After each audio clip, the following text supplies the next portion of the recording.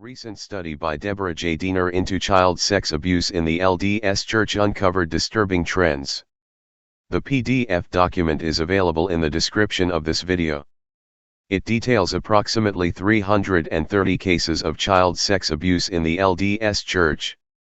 This is a serious issue considering the profound damage done to these innocent children. This study only includes the cases from 1959 to 2017.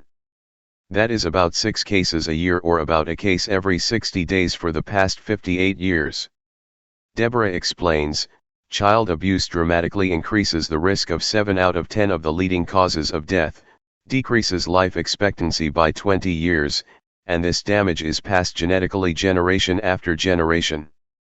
The lifelong health effects of child sexual abuse include brain atrophy, suicide risk, girls 2 to 4 times the risk and boys 4 to 12 times the risk, psychological problems, anorexia, bulimia, PTSD, high-risk behaviors such as drug and alcohol abuse, promiscuity and exploitation. Teenage pregnancies are higher than the norm in child sexual abuse victims, COPD 2 to 5 times the risk, hepatitis 2 to 5 times the risk, depression 4 to 5 times the risk, lung cancer 33% higher risk, ischemic heart disease 3.5 times the risk, ADHD 2.5 times the risk, and self-harm. There is a substantial increase in delinquent acts, leading to more incarcerations by a victim versus the general population. There is a high association with child abuse resulting in homelessness. Child predators on average will abuse 175 children in their lifetime. Some have admitted to over 1,000 children. Researchers at Harvard have determined that there is no cure for pedophilia, therefore the focus should be on protecting our children. A child predator will abuse 50 to 75 children before he is caught, but only 3% of predators are apprehended. According to experts, 86% of child sexual abuse is never reported, and it is a worldwide epidemic with over 40 million survivors.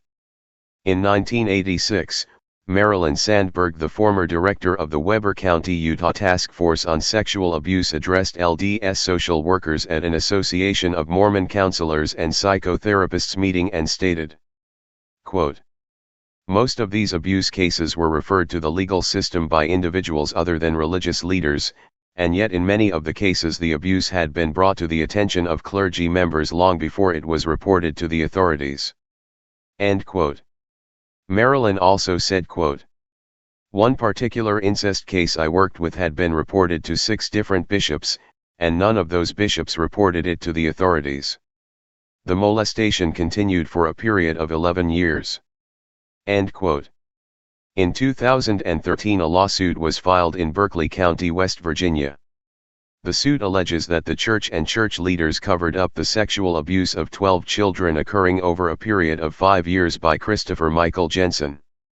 The children were ages 3 and 4 at the time of the abuse. The suit states that the church was repeatedly put on notice or had knowledge about allegations that Jensen had sexually abused children of church families. Perpetrators of abuse target organizations where children are likely found. This includes the LDS Church and Boy Scouts. Members of the LDS Church can recognize that a sexual relationship between an adult in their 30s and a teenager is wrong, but they make excuses for Joseph Smith, who did just that. Joseph Smith married 9 teenage girls in polygamous marriages, including 14-year-old girls. This has set a precedent of child sex abuse and its cover-up since the beginning of the LDS Church. Joseph Smith publicly lied about being a polygamist and privately lied to his wives about it too. People who have to lie about having physical and/or sexual contact with kids are child sex predators. The LDS Church has tried to cover this information up to protect their reputation, but it has only increased their reputation for child sex abuse. If you have been a victim of child sex abuse, then you clearly are not alone. The predators want you to feel alone, but there are so many people who would be willing to help you.